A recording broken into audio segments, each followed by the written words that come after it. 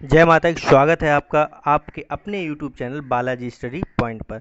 और आज मैं आपको सीटेट 2020 के लिए ईवीएस क्लास थर्ड की स्टार्ट कर रहा हूँ, जिसमें अप्रॉक्स 24 चैप्टर हैं, जिनको मैं जल्दी से जल्दी कंप्लीट कराने की कोशिश करूँगा। अप्रॉक्सीमेट 6 से 7 वीडियो में वो कंप्लीट हो जाएगा और इससे बाहर आपका ईवीएस से तो कुछ नहीं आने वाला। चाहे तो आप पेडागोगी की बात कर लीजिए, चाहे तो जनरल क्वेश्चंस आंसर जो बनते हैं उसकी बात कर लीजिए।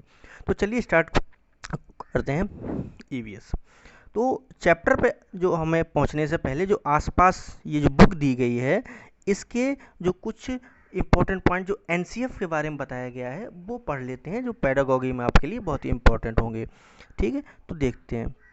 देखिए, मैं आपको केवल इम्पोर्टेंट पॉइंट्स बताऊंगा ताकि वीडियो छोटी रहे और आपको ज़्यादा से ज़्यादा समझ में आए। तो उसके लिए मैंने पॉइंट्स जो इंपॉर्टेंट पॉइंट्स हैं उनको पहले से ही हाईलाइट रखा है। तो चलिए वही देखते हैं और उसका एक्सप्लेनेशन है वो मैं आपको साथ साथ देता रहूँगा। तो स्टार्ट करते हैं। पहला है पॉइंट कि राष्ट्रीय पाठचर्या की रूपरेखा 2005 सुझाती है कि बच्चों के स्कूली जीवन को बाहर के जीवन से जोड़ना चाहिए। यानी कि जो भी उनके स्कूल के अंदर जो भी एक्टिविटी हो, मतलब कि पढ़ाई की जाए, वो सारी उनके रियल लाइफ से संबंधित हो। यानी कि वो उनके रियल लाइफ में उनके काम दे और रियल लाइफ से रिलेटेड होनी चाहिए। यानी कि कहने का मतलब क्या है, कोई भी चीज़ उन्हें हमें रटानी नहीं है, उसको समझानी है, उसको समझा के उनके दिमाग में बैठाना है। ऐसा नहीं कि मतलब कि रट्टू तोता नहीं बनाना है उनको। ठीक है।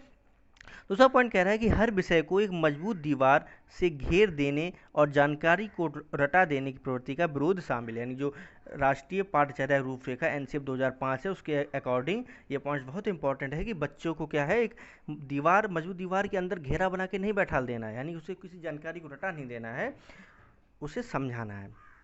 ठीक। फॉर एग्जांपल जैसे हम लेते हैं कि अगर हमें बल की डेफिनेशन बतानी है बच्चे को, तो ऐसा नहीं बल्कि हम सीधे डेफिनेशन आए बोर्ड पे लिखा दें कि किसी चीज़ को किसी ऑब्जेक्ट या वस्तु को धक्का देना है, अपनी तरफ खींचना, यानी कि push and pull is called force. ऐसा नहीं हमें बताना है, हमें उसको समझाते हुए बताना है, यानी कि उसकी रियल लाइफ से जोड़ते हुए। ठीक। उसके बाद है कि इस प्रयत्न की सफलता इस बात पर भी निर्भर है कि स्कूल और प्रधानाचार्य और अध्यापक बच्चों को कल्पनाशील गतिविधियों और सवालों की मदद से सीखने के दौरान अपने अनुभवों पर विचार करने का कितना अवसर देते हैं। यानी जो एनसीएफ ने कहा है, ये इस बात पर डिपेंड करता है कि जो प्राचार्य हैं, प्रिंसिपल या अध्यापक जो बच्चों को पढ़ाते हैं, वो बच्चों की कल्पनाशील गतिविधियों पर कितना ध्यान देते हैं। यानी बच्चों को सीखने के दौरान अपने विचारों को रखने का कितना अवसर देते हैं। यानी कि ये तो एनसीएफ कहती है कि उनका ये मानना है कितना देते हैं, लेकिन और इसी के साथ अध्यापक को भी यही करना चाहिए कि ऐसे क्वेश्चंस कराएं जिससे बच्चों की कल्पना शक्ति का विकास हो, बच्चों को सोचने समझने की शक्ति बढ़े और वो अपने विचारों को रख सकें, अपने विचारों को रखते हुए सीखें। ठीक। हमें यह मानना होगा कि ये यदि जगह और समय और आज़ादी दी जाए तो बच्चे बड़ों द्वारा सौंपी गई सूचनाओं और सामग्री से जुड़कर और जूझकर नए ज्ञान का सृजन करते हैं। यानी कि बच्चे क्या हैं, जो बड़े हों या टीचर हों या अपने से बड़े भाई बहन माता पिता, उनके द्वारा दिए गए सुझाव और सूचना सामग्री जो भी इन्फॉर्मेशन उनसे दी जाए, उनसे वो खुद से जूझने का मतलब क्या है, कोई मतलब लड़ाई झगड़ा नहीं करना है, उसको ध्यान से पढ़कर और अपनी कल्पना शक्ति के द्वारा सोच समझकर ही वो नए आंसर, यानी कि उस आंसर या नई ज्ञान का सृजन कर सकते हैं। जो चीज़ उन्हें नहीं आती होगी, अगर वो नई चीज़ सीखेंगे तो उनका वो नए ज्ञान का सृजन कहला देता है। ठीक है। इसके बाद है कि हम बच्चों को सीखने की प्रक्रिया में पूरा भागीदार माने और बनाएं।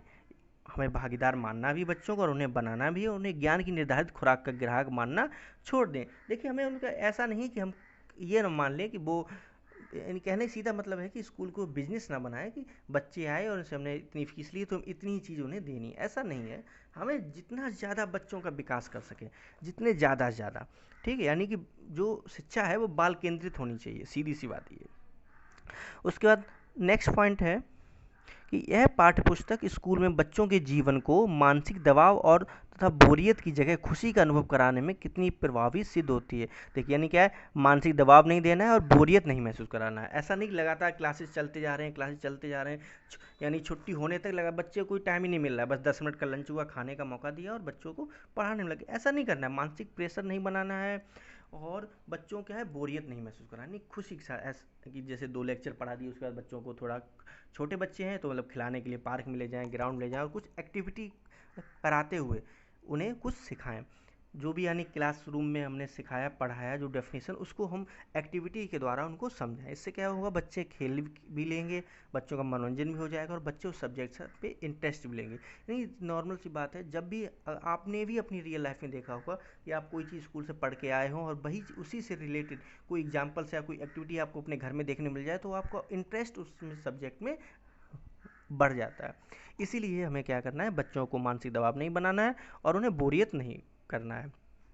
फिर कह रहा है कि बच्चों के मनोविज्ञान व अध्यापन के लिए उपलब्ध समय का ध्यान रखने की पहल से अधिक सचेत कोशिश की है। यानी कि क्या है, उनके अध्यापन के लिए उपयुक्त समय, उपलब्ध समय का ध्यान रखना है कि कौन सा सब्जेक्ट किस टाइम पे पढ़ाना है। यानी सुबह का टाइम क्या होता है, में कौन सब्जेक्ट पढ़ाना है, लंच के बाद हमें कौन से सब्जेक्ट पढ़ाने हैं, ग्राउंड पे ले जाके क्या क्या उन्हें एक्टिविटी करानी है, ये पूरा समय का ध्यान रखते हुए टाइम टेबल हमें बच्चों के लिए बनाना है। जिससे बच्चों पे क्या है, देखिए ये सब क्यों किया जा रहा था कि बच्चों पर मानसिक दबाव ना बने, मानसिक प्रेशर ना बने, बच्चे पढ़ाई को ज़बरदस्ती ना कराई जाए, बच्चे खुद पढ़ने की इच्छा जागृत करानी है उनसे। ठीक है, उसके बाद है कि पाठ्य पुस्तक सोच विचार और विस्मय, छोटे समूह में बातचीत और बहस तथा हाथ से की जाने वाली गतिविधियों को प्राथमिकता देती है। जो एनसीएफ ने क्या कहा है कि भाई चीज़ घुमा फिरा के एक ही बात कही जा रही है कि बाल केंद्रित शिक्षा है, बच्चों को हमें कुछ रटानी नहीं है, सोच विचार करवाना है, विस्मय समस्याएं देनी है ताकि वो अपने खुद से सलूशन ढूंढे, छोटे समूह में बातचीत के द्वारा, यानी जब चर्चा होती है जिसे हम लोग बड़े लोग मतलब कि डिबेट कहते हैं, उस बहस और हाथ से की जाने कोई एक्टिविटी, जैसे कि हमने कोई पौधे के बारे में समझाना है तो पौधे को लाइए, लगा के दिखाइए, जैसे बीज, जैसे एक्टिविटी हमें से बताना है कि कैसे बढ़ता है, कैसे वो अपना खाना सूर्य की रोशनी बनाता है, ये सारी एक्टिविटी ताकि दिखाइए। जब बीज बोया जाएगा वो धीरे बड़ा होगा तो बच्चा देखेगा खुद कैसे बढ़ रहा है, डेली पानी देगा पौधे को। इस टाइप की एक्टिविटी बच्चों द्वारा करवाने के लिए खेल खेल में बच्चों को हमें मतलब कि पढ़ाना है। ठीक है, उसके बाद है एक चीज़ हमें और ये याद रखनी, ये भी इंपॉर्टेंट पॉइंट है कि राष्ट्रीय शैक्षिक अनुसंधान और प्रशिक्षण परिषद कहाँ पर है, न्यू दिल्ली में। ये भी कभी कभार पूछ दिया जाता है तो ये पॉइंट हमें याद रखना है। इसके बाद हम आते हैं भारत का संविधान, इसको भी पढ़ लेते हैं, कभी कभार एक नंबर में पूछ दिया जाता है कि भारत का संविधान क्या है। हम भारत के लोग भारत को एक संपूर्ण प्रभुत्व संपन्न समाजवादी पंथ निरपेक्ष लोकतंत्रात्मक गणराज्य बनाने के लिए तथा उसके समस्त नागरिकों को सामाजिक आर्थिक और राजनीतिक न्याय विचार अभिव्यक्ति विश्वास धर्म और उपासना की स्वतंत्रता प्रतिष्ठा और अवसर की समता प्राप्त करने के लिए तथा उन सब में व्यक्ति की गरिमा एकता राष्ट्र की एकता और अखंडता सुनिश्चित करने वाली बंधुता बढ़ाने के लिए दृढ़ संकल्प होकर अपने संविधान सभा में आज तारीख 26 नवंबर 1950 को एतत्व द्वारा इस संविधान को अंगीकृत तथा अधिनियमित तथा आत्मार्पित करते हैं। देखिए इस संविधान को एक बार पढ़ने के लिए मैंने इसलिए आपसे कहा ताकि कभी कभार एक दो जीके के क्वेश्चन मिल जाता है कि जैसे हम कोई शब्द इन्होंने दे दिया, जैसे हम हो गया, भारत के लोग हो गया, ठीक, संपूर्ण प्रभुत्व हो गया या न्याय हो गया, ये 2-3 शब्द दे दिए जाते हैं और उसका ये कहना होता है कि इसमें से कौन कौन शब्द भारत के संविधान में उल्लेखित हैं, इसमें दिए गए हैं। तो जैसे 5 शब्द दे दिए होंगे, उसमें कोई 4 शब्द ही होंगे, ठीक, या ऐसा हुआ कोई 4 शब्द दिए होंगे और 3 शब्द नहीं होंगे, संविधान में यूज नहीं होंगे, एक शब्द क्या होगा संविधान में यूज हुआ होगा, उस शब्द को हमें छांट कर बताना होता है। तो ठीक, तो इसको भी आपको ध्यान से देख लेना है। इसका आप स्क्रीनशॉट चाहिए तो ले लीजिए ताकि आपको बाद में पढ़ने में आसानी हो। ठीक है, तो एक होता है, देखिए ये तो आभार है, पुस्तक के बारे में बताया गया, इसमें कोई आवश्यकता नहीं है। इसके बाद 2 शब्द शिक्षकों और अभिभावकों से, ये भी इम्पॉर्टेंट है, एनसीएफ ये पेडागोगी में आपके लिए इम्पॉर्टेंट पॉइंट्स है। तो देखिए ये लिखा हुआ है कि पाठ्य पुस्तक में प्रयास है कि प्रत्येक उपविषय को जुड़े प्राकृतिक, सामाजिक और सांस्कृतिक पक्ष बहुत सूक्ष्म रूप से उभरें ताकि बच्चे अपने विचार सोच समझकर बनाएं। यानी क्या है, हमें जो भी पुस्तक के विषय बनाने हैं, यानी कि उसमें जो भी हमें डाटा, जो भी सब्जेक्ट, जो भी चैप्टर, जो भी पढ़ाने हैं, उसको सोच समझकर बच्चों के अकॉर्डिंग, बच्चों की उम्र को ध्यान में रखते हुए, बच्चों की रुचि को ध्यान में रखते हुए, बच्चों की मानसिक योग्यता को ध्यान में रखते हुए बनाना है, जिससे उनको सांस्कृतिक, सामाजिक और प्राकृतिक रूप से उनको ज्ञान प्राप्त हो सके और उनका पूर्ण विकास हो सके, यानी कि सर्वांगीण विकास भी हम इसको बोल सकते हैं। ठीक है, यानी ये पॉइंट्स आपको ध्यान रखने हैं कि प्राकृतिक, सामाजिक और सांस्कृतिक पक्ष उनका मजबूत हो सके। ठीक, सूक्ष्म रूप का मतलब क्या हुआ, छोटे छोटे पॉइंट्स भी उनको समझ में आए। ऐसा नहीं है डायरेक्ट आपको चीज़ बता दें, जैसे टेबल पढ़ानी है, आप सीधे 20 की टेबल 20 का पढ़ा याद कराने लगे, ऐसा नहीं है। स्टार्टिंग सूक्ष्म रूप से, पहले 2, फिर 3, फिर 4, ऐसे करके। ठीक है, उसके बाद देखिए ये भी कुछ इंपॉर्टेंट पॉइंट्स हैं जिसको मैंने हाईलाइट कर रखा है कि इस विषय का नया पाठ्यक्रम 6 थीम में बांटा गया, यानी जो अब ईवीएस आप पढ़ते हैं, जो भी पेडागोगी, उसके सिलेबस को क्या 6 भागों में बांटा गया है। 6 थीम में, उसकी 6 थीम भी पूछ दी जाती हैं कभी कभार कि पर्यावरण की जो थीम, 6 थीम कौन कौन सी हैं। देखिए पहली है पर्यावरण एवं मित्र, दूसरी है भोजन, तीसरी है पानी, फिर आवास, यात्रा और हम चीज़ें कैसे बनाते हैं।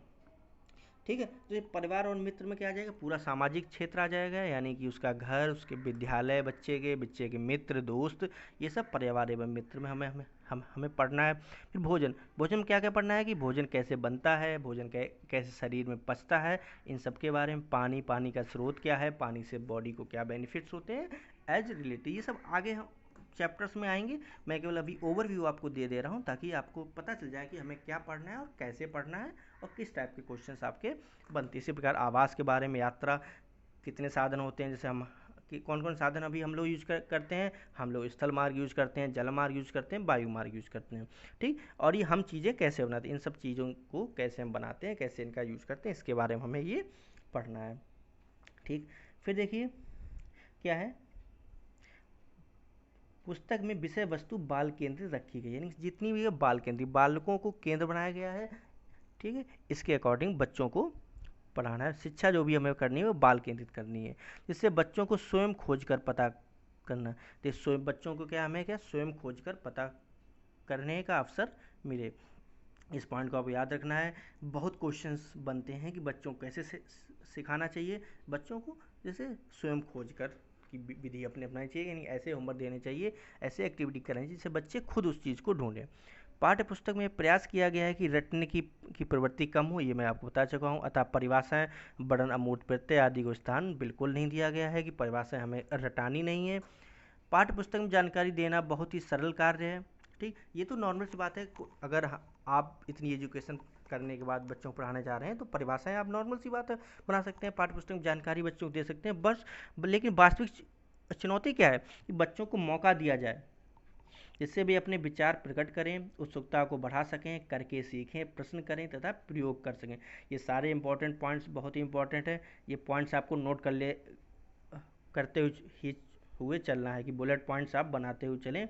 ये जितने भी पॉइंट्स मैंने इनको हाईलाइट कर रखा है, इस पर सर्किल बना रहा हूँ। ठीक, जानकारी तो हर कोई दे सकता है, बस बच्चों की एक्टिविटी, क्योंकि क्या होता है बहुभाषीय बच्चे होते हैं। जैसे आप अगर आपका सेक्शन केंद्रीय विद्यालय में होता है तो वहाँ आपको अलग अलग राज्य के बच्चे मिलेंगे, जैसे नवोदय विद्यालय में भी आप लोग को अलग अलग राज्य के, अलग अलग ज़िले के मिल सकते हैं। कोई हिंदी बोल रहा है, कोई इंग्लिश बोल रहा है, इस टाइप से आपको उन सबको बच्चों को मौका देते हुए, सब बच्चों, ऐसा नहीं किसी के साथ भेदभाव भी नहीं करना है, इसलिए ये सब चीज़ें आपको पढ़नी है ताकि आप वहाँ पर जाके अच्छी नौकरी तो आप पा ही सकें, साथ ही आप नौकरी पाने के साथ रियल लाइफ में भी अच्छे टीचर बन सकें। ठीक, जैसे किस्से, कहानियाँ, संवाद, कविताएं, पहेलियाँ, हास्यखंड, नाटक, क्रिया, इन सब ही क्रियाकलापों द्वारा बच्चों को आपको पढ़ाना है। बच्चों को बोरियत बिल्कुल नहीं महसूस कराना है, बच्चों को क्या है बाल केंद्रित शिक्षा बनानी है। बच्चे खुद करके सीखें, इस टाइप का आपको क्लास में एजुकेशन करवानी है। ठीक है, उसके बाद है कि बच्चों के प्रति संवेदनशील विकसित करने के लिए अक्सर किस्से, कहानियों का इस्तेमाल महत्वपूर्ण माना गया है, क्योंकि बच्चे कहानी के पात्र से आसानी से जोड़ सकते हैं। नॉर्मल सी बात है, कहानियाँ सुनने में अच्छी लगती हैं बच्चों को। प्रयुक्त भाषा भी औपचारिक नहीं, कोई भाषा औपचारिक नहीं, बल्कि बच्चों की बोलचाल की भाषा यूज हमें करनी चाहिए। बच्चों का क्रियाशील होना जरूरी है। नॉर्मल सी बात है, ऐसा नहीं आप पढ़ा रहे हैं पीछे बच्चे सो रहे हैं, ऐसा बिल्कुल नहीं करना है। थोड़े से समय अंतराल पे हमें प्रश्नोत्तर विधि का यूज करना है, प्रश्न पूछते रहना है। ये सब आप बीटीसी में या बीएड जो भी आपने किया है इसमें आपको बताया गया है। पाठ्य पुस्तक में क्रियाकलापों द्वारा बच्चों में अवलोकन क्षमता के लिए बाग बगीचे, तालाब किनारे, प्रकृति भ्रमण पर ले जाने की ज़रूरत है। हमें कोई भी जैसे अवलोकन कराना हो तो हम बाग बगीचे में ले जाएं, तालाब किनारे ले जाएं, और जो भी जहाँ पर हमें मतलब कि प्राकृतिक चीज़ें बच्चों को दिखा सकें वहाँ पर हमें बच्चों को ले जाना है और उनमें एक्टिविटी करवानी है। इन इससे उनमें अवलोकन के साथ साथ अन्य कौशलों का भी विकास होगा। पाठ्य पुस्तक में प्रयास किया गया है कि बच्चों के स्थानीय ज्ञान को विद्यालय के ज्ञान से जोड़ा जाए। देखिए, विद्यालय ज्ञान को स्थानीय ज्ञान के साथ जोड़ना है और स्थानीय ज्ञान को विद्यालय ज्ञान के साथ जोड़ना है, दोनों एक दूसरे के पूरक हैं। उसके बाद विद्यालय में विविध प्रकार के क्रियाकलाप हैं जो बच्चों को अवलोकन, खोज, वर्गीकरण, प्रयोग, चित्र बनाना, बातचीत करना, अंतर ढूंढना, लिखना आदि सभी कौशलों को सीखने का मौका देंगे। ये सारे देखिए इंपॉर्टेंट पॉइंट्स हैं, सभी मैं आपको एक्सप्लेन कर चुका हूँ। वही चीज़ बार बार आ रही है, बस क्या है शब्द थोड़े घुमा फिरा के, ताकि आपको कंफ्यूज ना हो, इसलिए ये सारे पॉइंट्स आपको लिखने हैं। यानी कि अवलोकन, खोज, वर्गीकरण, प्रयोग, चित्र बनाना, बातचीत करना, अंतर ढूंढना, लिखना आदि सभी कौशल का विकास करना है, आपको मौका देना बच्चों को। ऐसा नहीं सीधा सीधा आप गए गए और आंसर आपने बता दिया बच्चों को।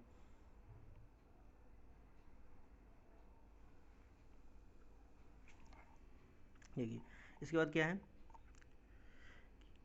क्रियाकलापों के बाद उस विषय पर चर्चा बच्चों को अपने अवलोकन के निष्कर्ष निकालने में सहायक होगी। देखिए, जब कोई बच्चों ने अवलोकन कर लिया, कहीं आप पार्क में ले गए, आपने जैसे आपने कहा कि हमें बताइए कि कौन से फूल कांटों वाले हैं, कौन से फूल बिना कांटों के हैं, किन फूलों का रंग लाल रंग का है, किन फूलों का रंग हरे रंग का है, ये सब आपने उनको कहा कि ये लिस्ट बना के लाइए।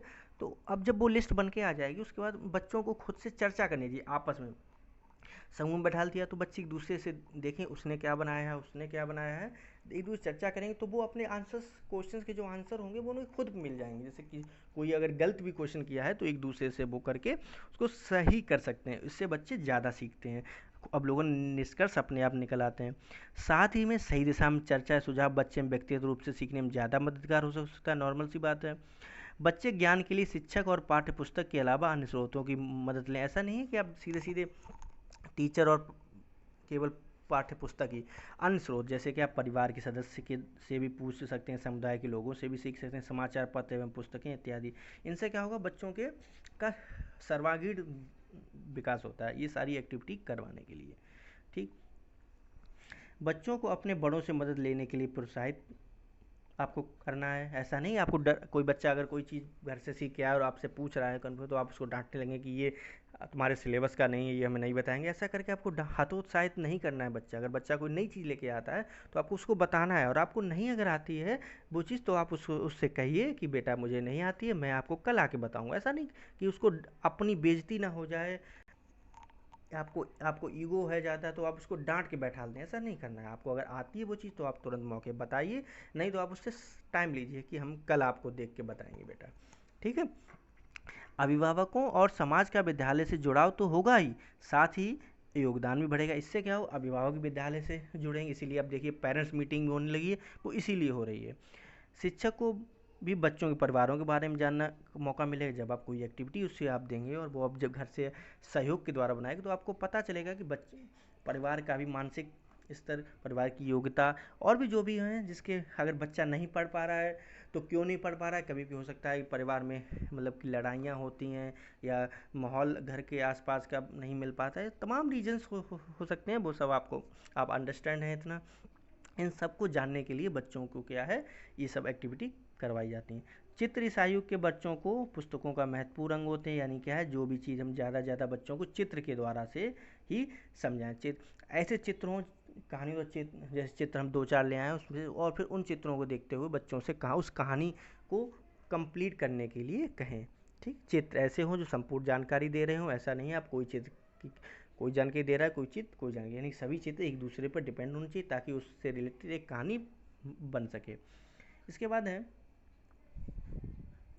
कि अकेले छोटे समूह या बड़े समूह में काम करना। देखिए, पाठ्य पुस्तक में बच्चों को काम करने के विविध प्रकार के अवसर दिए गए हैं, जैसे अकेले, छोटे समूह, बड़े समूह में काम करना। समूह में किए गए पारस्परिक क्रियाकलापों से बच्चे एक दूसरे से बहुत कुछ सीखते हैं और इससे मिलकर कार्य करने की क्षमता भी बढ़ती है। अगर बच्चों को समूह में काम करवाया जाए तो एक तो बच्चे भी इंटरेस्ट लेते हैं और उनसे जो कार्य करने की क्षमता होती है वो भी उनकी बढ़ती जाती है। बच्चे शिल्पकला और चित्रकला का समूह में करके आनंदित होते हैं। जैसे शिल्पकला और जो चित्रकला होती है, इसे बच्चे हमेशा समूह में करने में ही आनंद होते हैं, अकेले करने में उन्हें कोई भी आनंद प्राप्त नहीं होता है। जब बच्चों की रचनात्मकता की प्रशंसा की जाती है तो वे बहुत ही खुश होते हैं और उसके प्रति प्रेरित भी होते हैं, अतः उनकी प्रशंसा की जाए और उनकी रचनात्मकता को अनावश्यक रूप से नकारा ना जाए। देखिए, सीधा बात है, जब आपने जैसे आप ड्राइंग के टीचर हैं और आपने कुछ ड्राइंग करने को दिया है, तो बच्चा अगर कुछ ड्राइंग करके आ रहा है, कुछ उसमें गलती भी है, तो ऐसा नहीं कि आप उसको गलती डांटें। आप पहले जो बना के लाया उसके लिए उसे शाबाशी दें, उसकी प्रशंसा करें कि आपने कोशिश तो की है, फिर जो गलतियाँ हों फिर वो उसको गलतियाँ बताई जाए और उसको सुधरवाया जाए। ऐसा नहीं डायरेक्ट आप उसको डांटने लगे कि आपने गलतियाँ की हैं। फिर क्या कह रहा है, पाठ में प्रश्नों और क्रियाकलापों का उद्देश्य मात्र सूचना तथा जानकारी को जांचना नहीं है, बल्कि बच्चों को अपने विचार प्रकट करने का अवसर देना है। ठीक समझ गए कि यानी जो भी आप क्रियाकलाप कर रहे हैं उसका उद्देश्य मात्र सूचना और जानकारी को जांचना नहीं, केवल क्वेश्चन आंसर नहीं, केवल मतलब कि नंबर देना नहीं है। इसी सीधी सी बात है कि केवल बच्चों को मार्किंग देना ही परीक्षा करने का मतलब नहीं है, बल्कि अपने जो बच्चों को अपने विचार प्रकट करने का अवसर देने के लिए सब किया जाता है। इन प्रश्नों तथा क्रियाकलापों को करने के लिए उन्हें पूरा समय दिया जाना चाहिए। ऐसा नहीं है आप कम समय में ही लें, पूरा जो पर्याप्त समय हो वो आप बच्चों को सोल्यूशन को सॉल्व करने के लिए दें, क्योंकि हर बच्चा अपनी गति सीखता है। कोई बच्चा तेज़ होता है, कोई बच्चा स्लो होता है। जैसे किसी आपने अगर सुलेख दिए है तो कोई बच्चे की राइटिंग तेज़ होगी, स्पीड लिखता होगा, वो जल्दी लिख लेगा। तो ऐसा नहीं उसने एक बच्चे ने जल्दी लिख लिया तो आप सभी बच्चों को कॉपियाँ को जमा कर लें, ऐसा नहीं है। पूरा पर्याप्त समय देना है। अध्यापक बच्चों की आवश्यकता, पढ़ने का तरीका तथा स्थानीय स्थिति के अनुरूप अपने मूल्यांकन में तरीके स्वयं निर्धारित करें। देखिए, जैसे कि अगर आप मान लेते हैं आप केंद्रीय विद्यालय में आप टीचर हो गए हैं, तो वहाँ पर क्या होगा, हर अलग अलग स्थानीय बच्चे होंगे, तो उसके अकॉर्डिंग ही आपको, उनके अनुरूप ही आपको अपने मूल्यांकन के तरीके स्वयं निर्धारित करने होंगे, यानी कि जांचने के। अब कोई बच्चा इंग्लिश का है, कोई बच्चा हिंदी का है, तो उसके अकॉर्डिंग ही आपको मूल्यांकन करना है। ऐसा नहीं सभी बच्चों, जैसे आपने इंग्लिश का टेस्ट लिया, अब कुछ जो बच्चे इंग्लिश क्षेत्र जैसे पश्चिम बंगाल साउथ के होंगे तो उनकी इंग्लिश अच्छी होगी, जो ईस्ट के होंगे उनकी इंग्लिश इतनी अच्छी नहीं होगी। तो ऐसा नहीं इंग्लिश में उनके नंबर, ईस्ट वाले बच्चों के नंबर कम आए तो आप उनको बेकार बच्चे घोषित कर दें, ऐसा बिल्कुल नहीं है। दोनों सब्जेक्ट के टेस्ट होने चाहिए, इंग्लिश और हिंदी, तभी जाके आप सही से मूल्यांकन कर पाएंगे, सही से आप चुन पाएंगे कौन सा बच्चा सही है पढ़ने में, कौन सा बच्चा सही नहीं है। देखिए, अब मूल्यांकन क्या है, एक सतत प्रक्रिया है, यानी सतत का मतलब क्या है, लगातार चलता रहना चाहिए। ऐसा नहीं केवल वार्षिक और अर्धवार्षिक परीक्षा के अकॉर्डिंग ही आपको मूल्यांकन करना है, लगातार आपको कक्ष में भी लगातार मूल्यांकन करते रहना है। अतः विभिन्न परिस्थितियों जैसे अवलोकन करना, प्रश्न पूछना, ड्राइंग तथा चित्रकारी करना, समूह में चर्चा करना आदि के दौरान भी मूल्यांकन होना जरूरी है। ठीक है, अब देखिए, एनसीएफ के 2005 के अनुसार कक्षा 1 और 2 में पर्यावरण अध्ययन एक विषय के रूप में नहीं है। ये चीज़ कभी बार क्वेश्चन पूछ देते हैं, बहुत इंपॉर्टेंट है। कक्षा 1 और 2 में क्या है, पर्यावरण की कोई भी बुक या सब्जेक्ट नहीं है, बल्कि क्या है, जो मैथ और जो भाषा के सब्जेक्ट हैं उसी के द्वारा उन्होंने उसका ज्ञान देने की कोशिश की है। जो पर्यावरण सब्जेक्ट क्या है, क्लास 3 से स्टार्ट होता है, क्लास 1, 2 में पर्यावरण सब्जेक्ट नहीं है। और देखिए, पाठ्य पुस्तक में कुछ चिन्ह इस्तेमाल किए गए हैं बच्चों के लिए। तो जैसे पहला चित्र ये क्या है, इसका मीन्स क्या है, चर्चा करना। इसका मीन्स क्या है, बताओ क्वेश्चन का आंसर। इसका मीन्स ये अगर ऐसा चित्र कहीं लिखा दिखाई दे तो इसका मतलब होता है लिखो। देखिए, इसका मतलब क्या है, सोचना, करो और बनाओ, और इसका मतलब क्या है, पता करो। ठीक, अभी देखिए ये सारे चैप्टर्स हैं हमारे। पहला क्या है, डाल डाल पर। कुल टोटल सब्जेक्ट हैं 24। ये सारे चैप्टर्स के जो भी इंपॉर्टेंट क्वेश्चन हैं मैं आपको बताऊंगा, लेकिन आज के लिए इतना काफ़ी है। ये मैंने आपको पेडागोगी आज बताई है, इसको आप रिवाइज कीजिए, इसका नोट्स बनाइए। ठीक है, और नोट्स जरूर बनाते चलिए। पूरा पूरा नहीं लिखना है, जो मैं बोल रहा हूँ आप पूरा लिखने पर उतारू हो जाए सुलेख की तरह, ऐसा नहीं है। जो जो बुलेट पॉइंट जो मैंने हाईलाइटेड किया, बस उन्हीं पॉइंट्स को आपको नोट कर लेना है, उसी को रिवाइज करना है। ठीक, कल से मैं इस चैप्टर स्टार्ट करूँगा और एक दिन में अप्रॉक्स 5 चैप्टर बन रहा हूँ। तो आपको अप्रॉक्स 4 दिन में आपकी ईवीएस क्लास थर्ड की कंप्लीट हो जाएगी। इसलिए क्लास थर्ड फोर्थ की यानी कि 5 नहीं 15, यानी लगभग 15 दिन में आपकी ईवीएस मैं बिल्कुल ख़त्म कर दूंगा। और जब तक टेस्ट होगा आपके सारे सब्जेक्ट मैं सीरियल से दूंगा करवा, इसलिए परेशान होने की जरूरत नहीं, बस लगातार पढ़ते रहिए। और सबसे इम्पॉर्टेंट बात है, कोरोना के कहर से आपको खुद भी बचना है और आपके परिवार वालों को बचाना है। उसके लिए मैं आपसे रिक्वेस्ट करता हूँ ताकि आप घर से बाहर ज़्यादा ना निकलें, और जितना जब ज़रूरत हो तभी से घर से बाहर निकलें। ठीक है, चलिए बहुत बहुत धन्यवाद वीडियो देखने के लिए। अब वीडियो आपको कैसी लगी ज़रूर कमेंट करके बताइएगा। वीडियो को